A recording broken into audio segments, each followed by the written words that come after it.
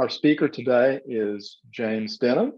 He is staff chaplain at Texas Children's Hospital. He is also a former Lifeline chaplaincy intern. And you know, I'm one of the people that runs that program. I always like to brag on that. The bug bit him during our internship, and he has gone on and done great things since then. James, I am going to turn it over to you, and we're in your hands. Awesome. So yes, I have I've served at Texas Children's for near 11 years now, and I've really done pediatric chaplaincy since my graduate degree at ACU. So it's kind of my world. It's also why I'm presenting on the topic that I'm presenting on.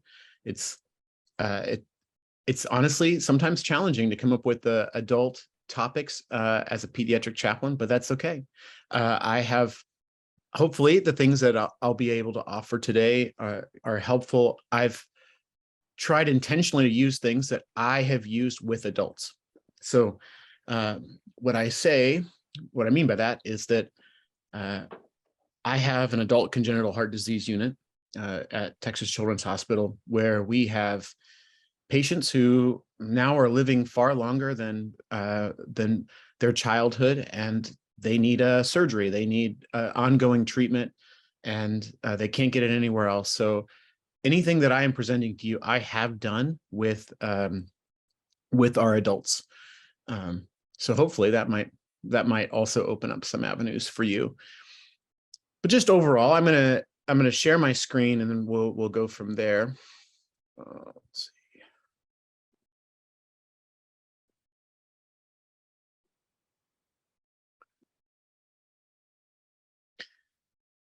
Screen is seen. Yes. All right.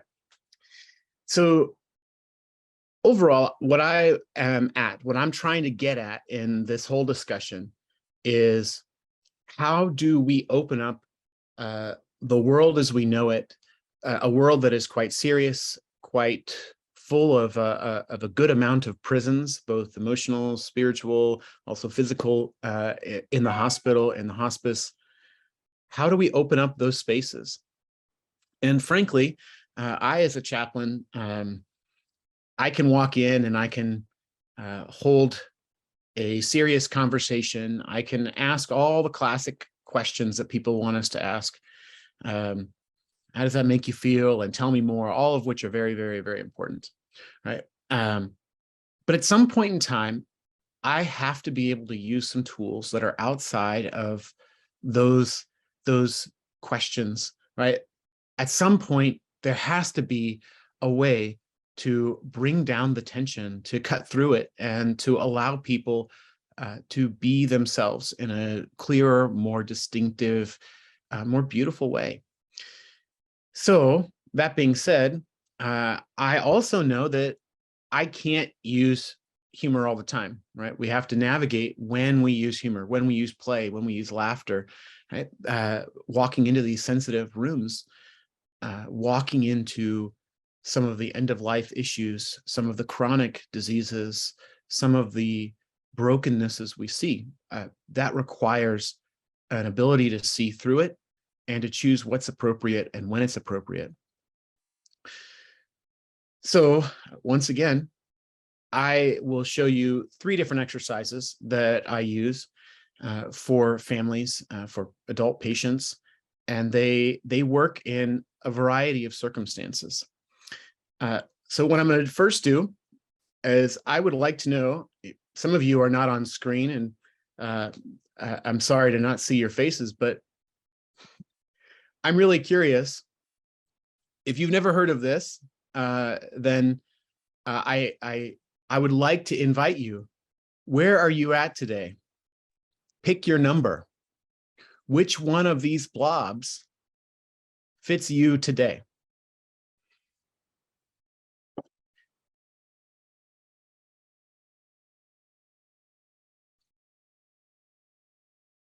These blobs are not gender specific. They're not related to any particular culture or ethnicity. but they correspond to some feelings and some emotions. Where are you at? Where do you find yourself? And I invite you to say it if you want to unmute yourself and share.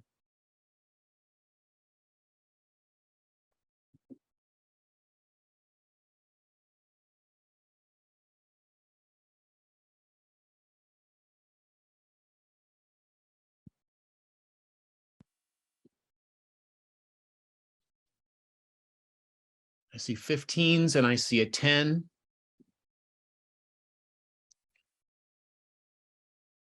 I'm really curious though, because I'm not sure if 15's smiling or got this like not so great smile going on.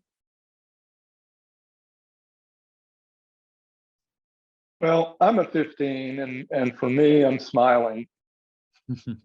It's not one of those straight face smile. It's the lips turned up, and I picked it because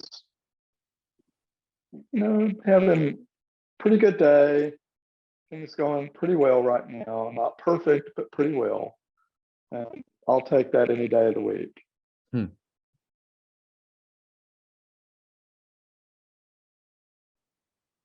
I saw number 20 on top of the tree, on top of the hill.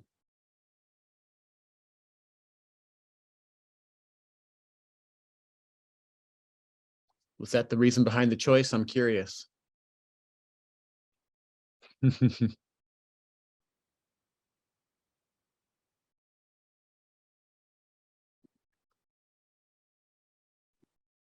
Well, that was me.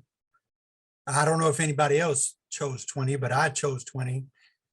It's just one of those days that on top of everything.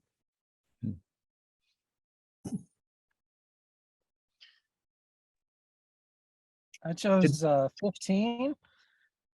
I'm sitting in a tree. I'm sitting in my office now, which is my car. I'm a home hospice chaplain.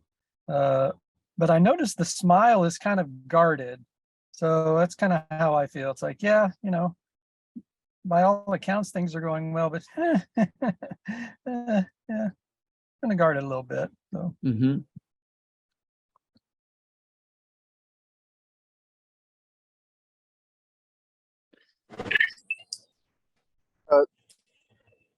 This is Dan Roberts. I chose 7 because I'm in the middle of moving. I close on a house next week and close on my current house the day before. And so I just feel like the struggle is there and I'm trying to climb up and it's hard and all of that right now.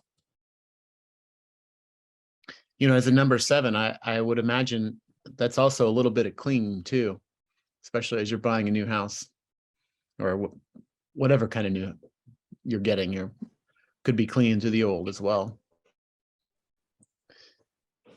Yeah, we've lived there for 12 years and there's a lot of memories there and it's hard to leave. Absolutely. Also good to see you, Dan.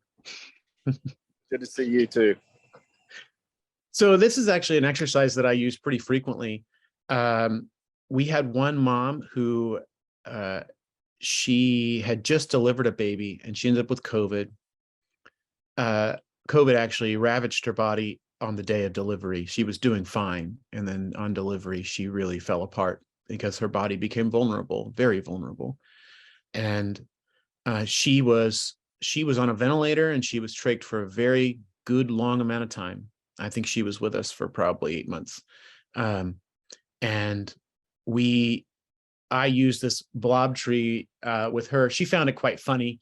She thought I was very silly for trying to use something like this, but she engaged it and she would find herself all over the place. She probably picked 18 of the 21 through her time at Texas Children's. And it's interesting because sometimes she chose the same one, but for very, very, very different reasons. And it's a simple way of using some form of play, some form of art, something to really cut through. Because honestly, given her experience, I could have started from any number of places, any wonderful set of questions, and she'd have been like, just get out of here, right?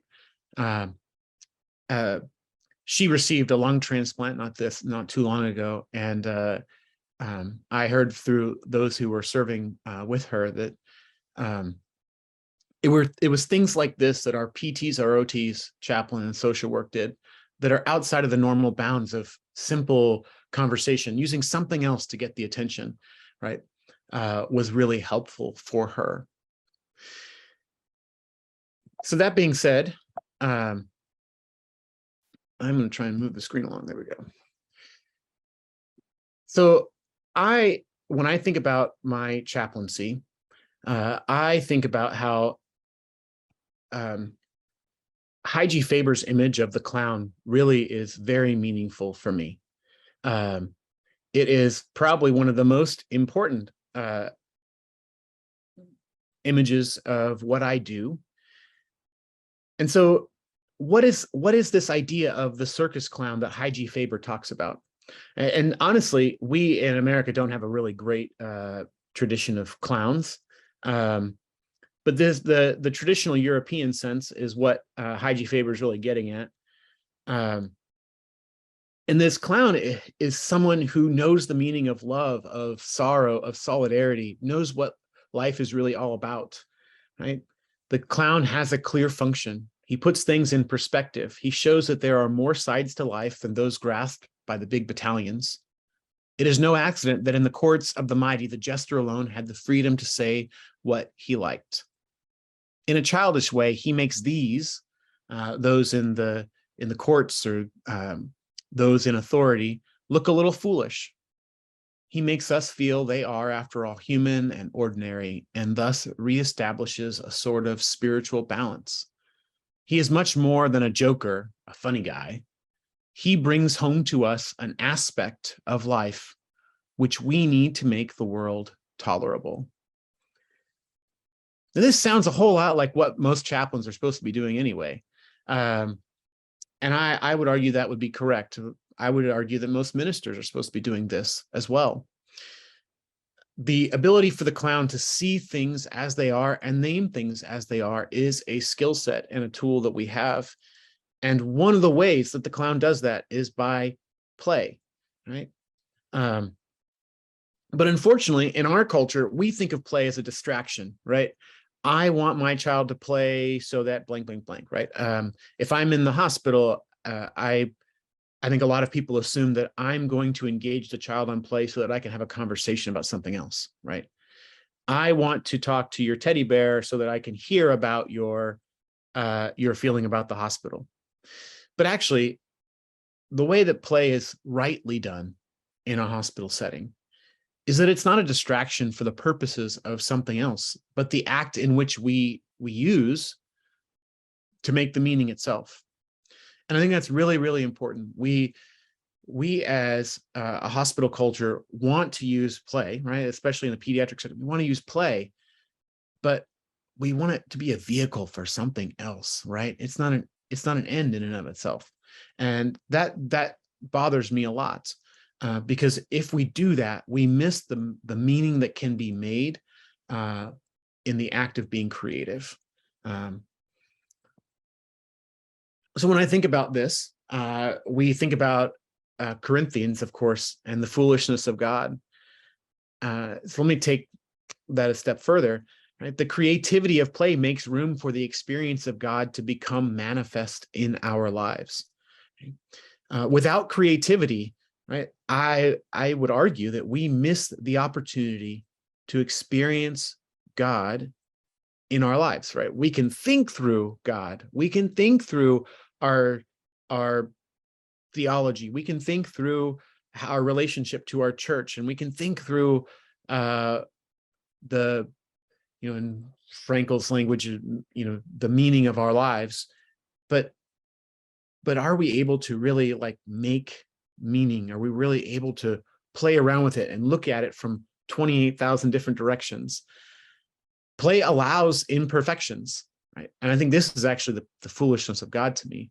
Play allows for imperfections and gaps, second chances, and third or fourth tries and attempts, redos as a form of practice, which is actually what we do in our faith, right? We are practicing a faith.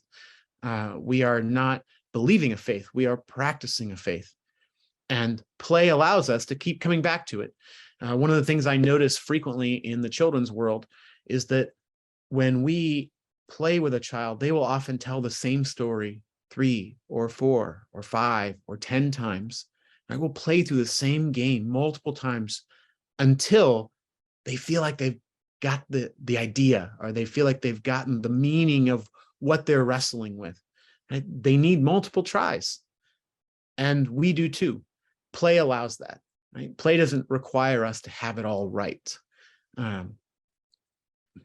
Play offers meaning and sacredness through things, simple things, without strict words or explanations. We are people that believe in value and meaning that is beyond word. And if we do, then we have to invite some space for this idea of play, this idea of creativity.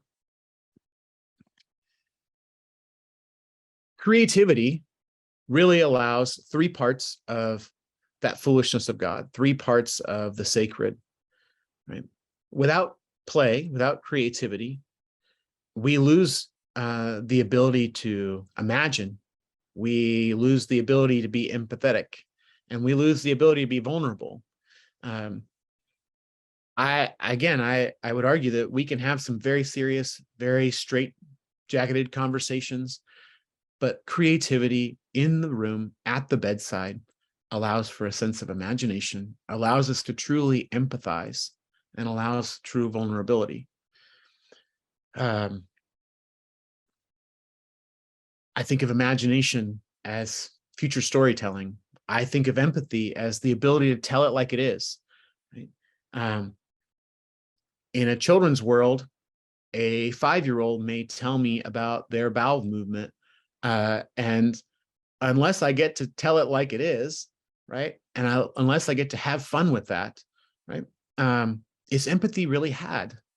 Is empathy really a connection made? If I'm trying to use all that playful conversation in a vehicle for something else, as a, I don't know that that's true. And then play certainly allows for vulnerability. I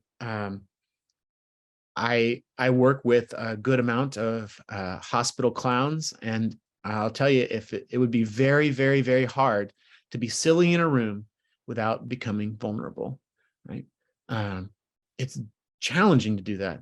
And whether that's playing the ukulele with another patient in the hospital, which we do at our hospital, we have a ukulele choir that Child Life teaches to children and adults. They can play in their ukulele choir. Requires a minimal amount of learning. That requires being vulnerable. It requires being silly.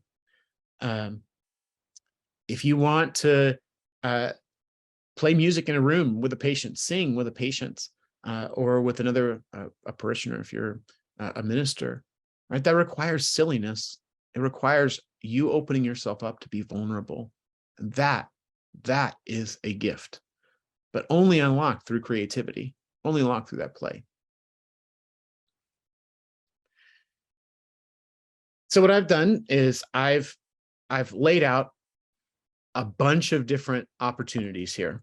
There are 5 different categories of play. You could probably blow this out to 7, 8, 9. I just took 5 that I think are primary in what I do with some of the adults at our hospital. In terms of art, what kinds of creativity do we have there? We have mandalas, adult coloring, right? That's really, really, really easy and very simple. Also, doesn't require me to be in the room. I think part of the power of play and creativity is that I am giving power to someone else to make their meaning, whether I have to be there or not. That's or whether I am there or not is not the point. Right? So mandalas, using poetry, right? One parent I know loved, they had a poetry book that they went to, a Mary Oliver book for that matter. That was beautiful. Family pictures.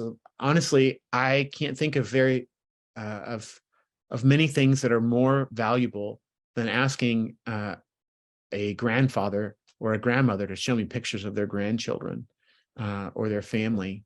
their dogs, their cats, right? That is in and of itself a way of art. A guided imagery, right? Mad Libs, which we did as a kid. I know all of you did them as a kid. I still do them with some of our patients. There's the blob tree that I use, right? Pretty simple, right? It's guided. Visio Divina in another way. Then there are things like storytelling, right? The I wonder language. I wonder about XYZ that you may have shared before, right? I wonder what your favorite blank blank blank is. You can go wherever you want with I wonder. Creative writing, there's reminiscing, right? These are things that you wouldn't necessarily think about as play, but they are. They are, because when you allow someone to really to look at things in multiple lenses, right, without judgment, whether that's reminiscence, whether that's future storytelling, I wonder, right? That is an invitation to play. Music and sound. I mean, how can we go wrong with this? Many of you have probably worshiped with a patient or a family in a room before. You walk in and they're playing worship music. With one patient who was a 22-year-old young man who's gone through multiple bouts of heart failure and hospitalized, I ask him every time he's admitted to make me a playlist for his stay this time around, right? He gets 5-6 songs, creates a little Spotify playlist, shares with me. And that really is a window, right? He's not writing words himself, but in a way he is playing through it and telling me a lot about how he's feeling and how he's thinking. And then there's humor, of course, which for me, there are very few visits that I should pass by where I'm not asking someone what makes you smile, right? Where does that go? All right, that normally ends in a place of humor and storytelling. Saying the painfully obvious, right? Sometimes it's making jokes about for me, right? I know the staff at my ICU very well, so we can make jokes with the patient, right? About the nurse or the doctor, or silliness. Sometimes I put a Nerf gun in the hands of an adult patient and say, give it a go across the room when the doctor passes by for rounds, right? Give it a go. And then, of course, improvisation, which is what our hospital clowns do all the time. They do a wonderful job. So one of the first things that I want to do with you is I want you to be doing this, right? I want you to be engaging in it in some way, shape, and form. So I have a poem that I think maybe you've heard before, maybe you haven't, but I'm going to ask you to write your own Mad Lib. On my screen, I'm going to have a QR code to a template you can fill out on your phone. And I'm going to have, if you just want to like write it down on pen and paper, you can write it down. But I'm going to read the poem first, and then I'm going to give you 5 minutes to write in your own answers. And then I'm going to ask if one of you or two of you would mind sharing it. Right? This is another thing that I have done and done frequently with some of our adult patients. So the poem, Where I'm From, by George L. Lyons. I am from clothespins, from Clorox and carbon tetrachloride. I am from the dirt under the black porch, black glistening, it tasted like beets. I am from the forsythia bush, the Dutch elm whose long gone limbs I remember as if they were my own. I'm from fudge and eyeglasses, from Imogene and Alifair. I'm from the know-it-alls and the pass-it-ons, from perk up and pipe down. I'm from he restoreth my soul with a cotton ball lamb, and 10 verses I can say myself. I'm from Moretmas and Billy's Branch, fried corn and strong coffee. From the finger my grandfather lost to the auger, to the eye my father shut to keep his sight. Under my bed was a dress box spilling old pictures, a sift of lost faces to drift beneath my dreams.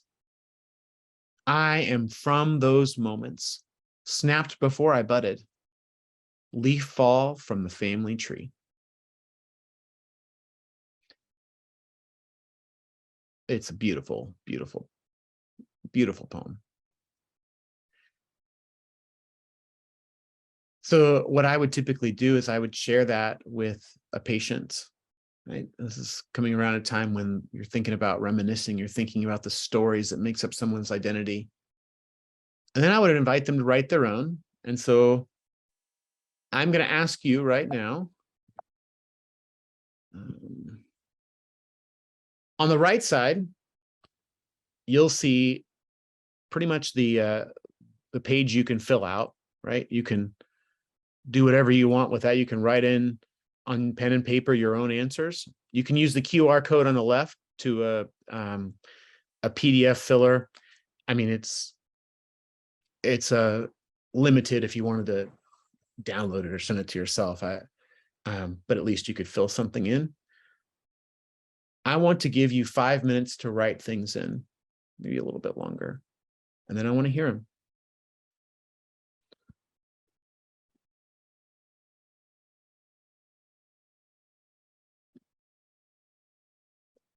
I don't see a whole lot of screens, so I'm going to ask. I'm just going to assume thumbs up on this, that you know your task.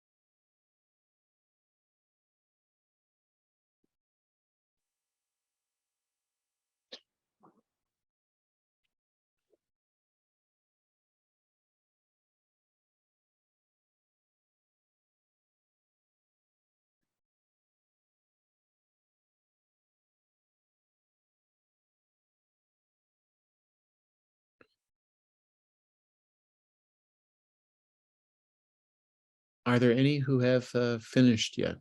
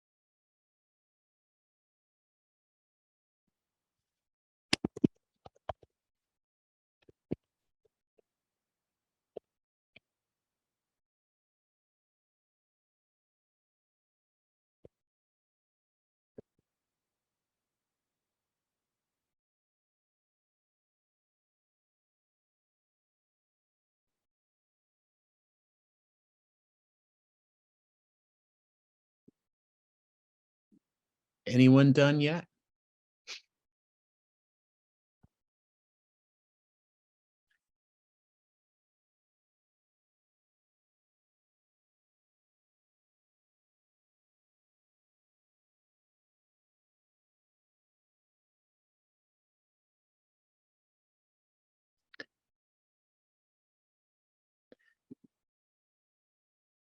In fairness, the last patient I did this with, they asked for me to leave it with them and to come back and visit the next day as they got to think about each one, which would make sense to me. But I was only given an hour today, so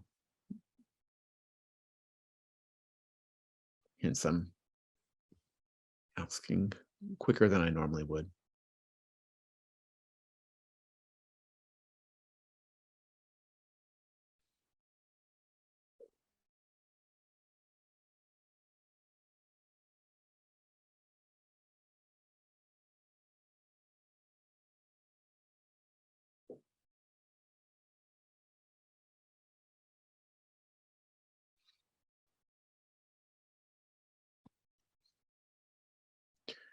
When one of you does feel like you have something to share, I would love for someone to share theirs.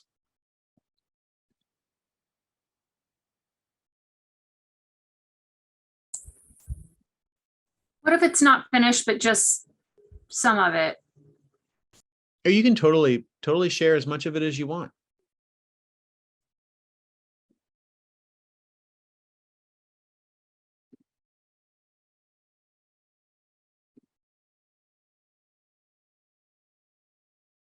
Okay, you ready for this? I'm totally ready for it, Chris. Okay. It's interesting to see how this works out. I am from Yellow Shag Carpet, from Atari 2600 and Commodore VIC-20. I am from a double wide trailer paneled in oak and circled by a mini bike path. I am from Inkberry plant whose purpleness, that one didn't work very well. That's okay. I am from 1971 Chevy Vega and X-Men 123, from Benjamin and Bailey, and from Laughter and Fussing, from Paranoia and Love. I am from Wednesday Night Devos, from Tuna Casserole and Lime Jello Oreo Parfait, from Lum Defending the Helpless, and from Jerry's Adventures in Okinawa. Mom's hair wet on the church bus. I am from Mom and Dad Always in Love, the moments of our family of 4 together in silence.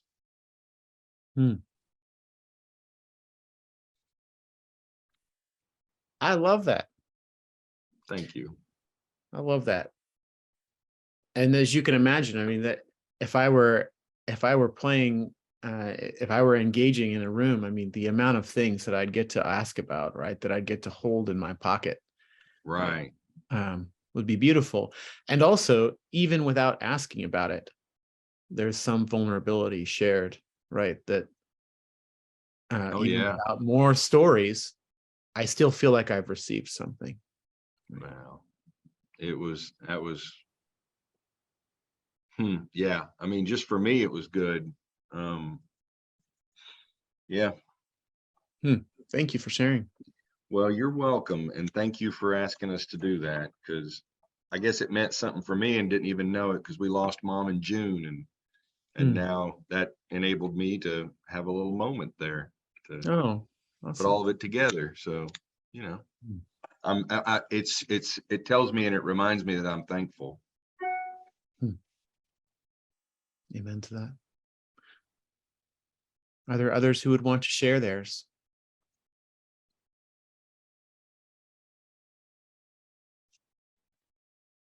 I'll share mine.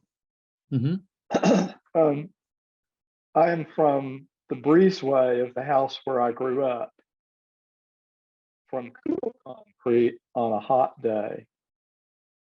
I am from a cookie cutter house in the Dolly Mack subdivision. And my small bedroom, my desk and books and portable TV. I am from the mimosa tree in our backyard, whose firm but flexible arms held me up. I am from my family's drugstore and the public pool near our house. From Joy, my dad, and Irene, my mother. From my mother's love of learning and my father's work ethic. That's as far as I got. But there it is. There it is. I love it.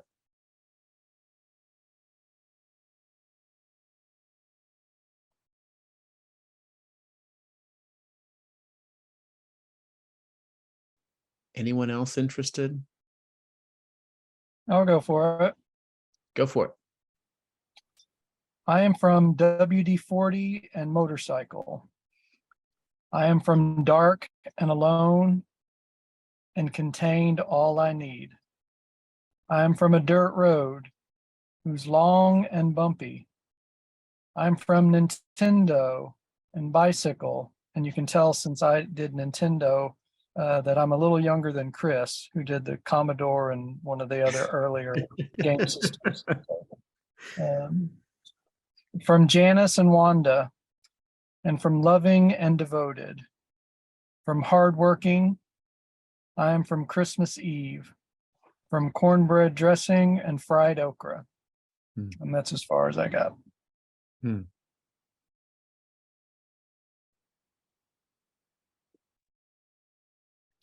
I'll go with mine.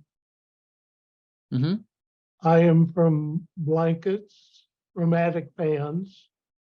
I am from beside the busy highway and under the pecan tree. I am from green corn whose stalks are tall and sweet.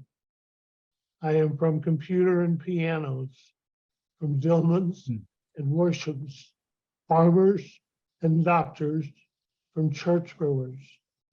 I am from Sunday school, from pancakes and meatloaf, from World War II, from raising sheep and a crystal radio. I am from the moments that make me cry and push me to go further. Thank you.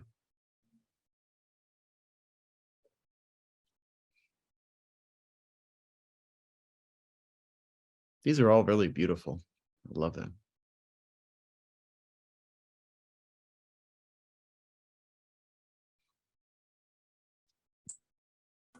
I can go. Yeah.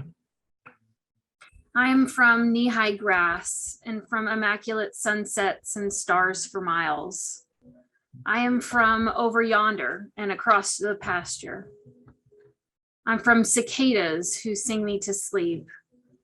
I'm from cow patties and four-wheeler rides, from Papa and Big Daddy, and from ever-expanding family tables and secrets, from love that knows no end and beliefs with deeper roots than the oak.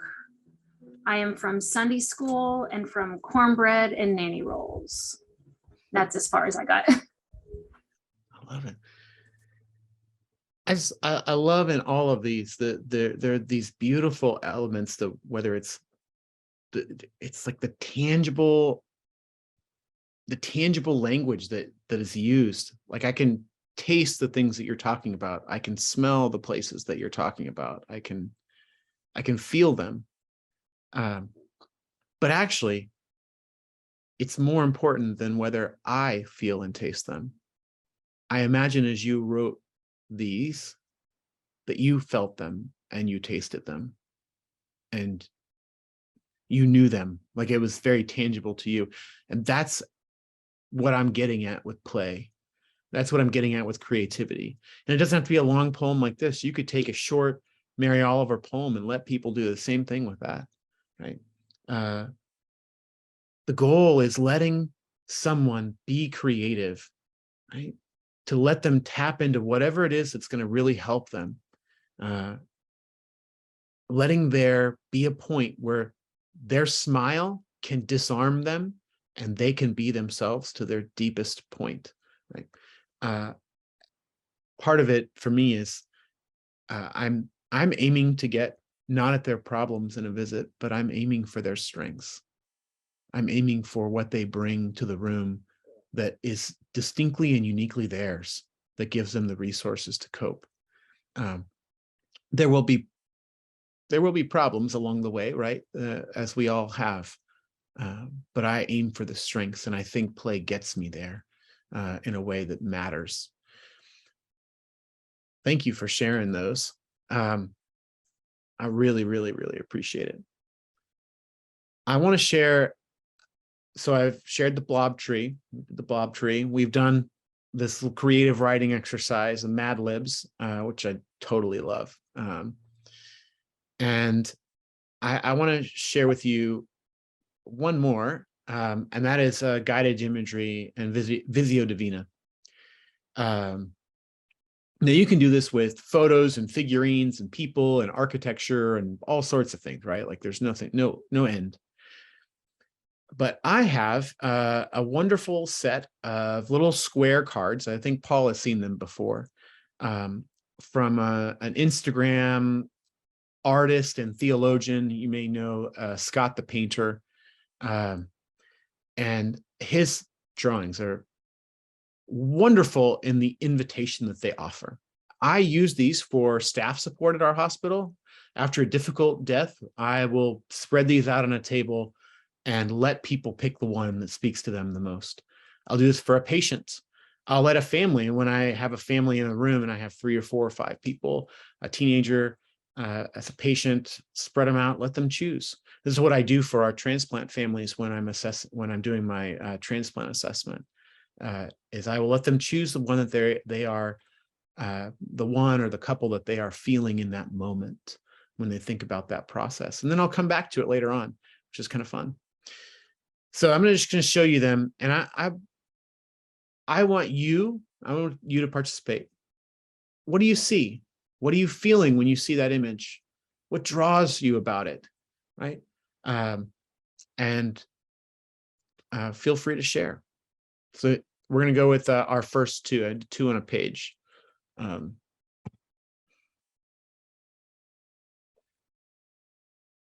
Now, the one on the right, most of the kids at the hospital have no clue what I'm sharing with them, right?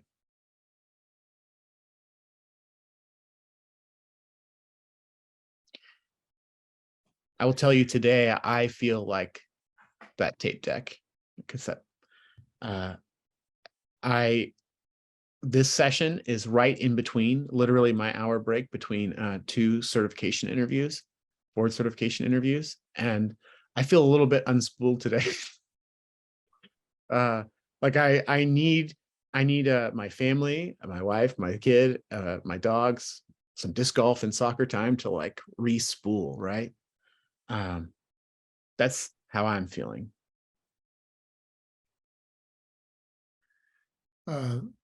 James, this is Tom. The first one, I think about wonder, a child's sense of wonder, exploration, when I see him peeking over the horizon there at the top. Yeah, curiosity, wanting to, you're kind of in your silo, but you know that there's a wider world out there. Mm-hmm. And you want to see and experience that wider world. Mm-hmm. But as Chris said, he's ignoring OSHA, which is clearly a problem for us, those of us in the hospital. But yeah, actually, it's not tied down. That's a great point, because I had one teenager who said curiosity is dangerous, and I was like, when they saw this picture, and I thought that is really, really, that's like, we got to start unpacking that. Like, curiosity is dangerous. It's very intriguing to me. So I got to tell you, as a senior, and having a touch of vertigo, that person standing on the ladder does things to my stomach. And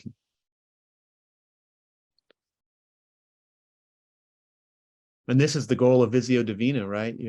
4 people can look at the same picture and you see all these different feelings.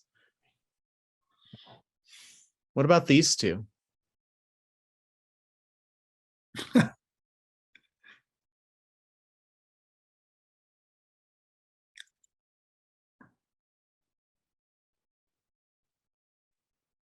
Where do you see yourself in these two? I guess I'm pessimistic today because I look at the first one and I'm thinking that's dynamite. That's what I thought. Yeah. And I'm looking at the one on the right and I'm thinking, is this is this the Christ child or something? I mean, what? This is like alien abduction. What's going on here?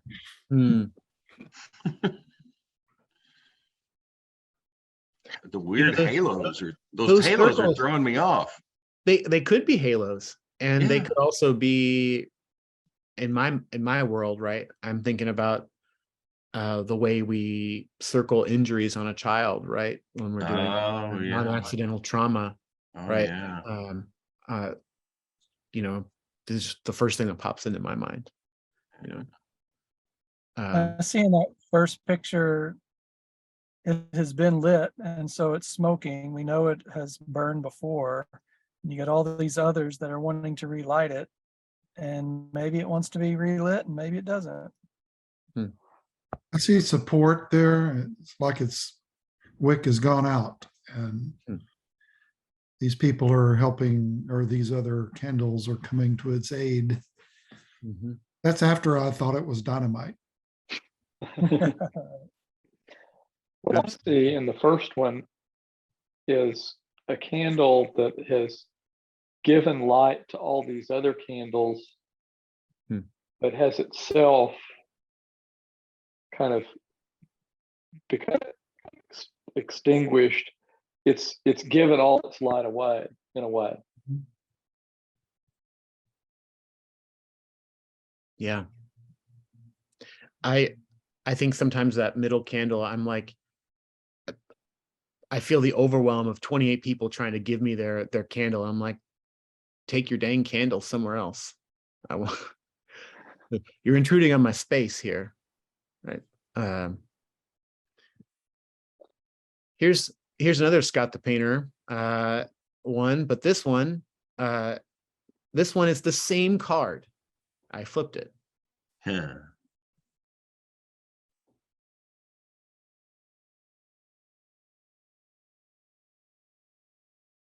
Well, I just like these. I don't know. I just like them.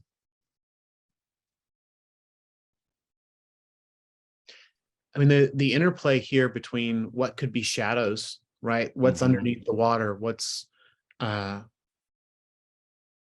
there's lots of really interesting ways to draw people into these images. Yeah, the two things I keep coming up with are like being a guardian and being an adventurer. That when I see the lighthouse side, it makes me think of safety and being a guardian. And then the ship makes me think of safety. And there's an old John Shedd quote, I think it was him, that he said, ships are safe in harbor, but that's not what ships were made for. And so this little image is like a good logo for that statement. These are strangely anxiety inducing, because my first thought was when I open a picture up on my phone and it's upside down and I try to turn my phone to make it right side up, but then it turns upside down again. And then I have to put it sideways and kind of turn my head to try to see it like the way it is, but it's just never quite right.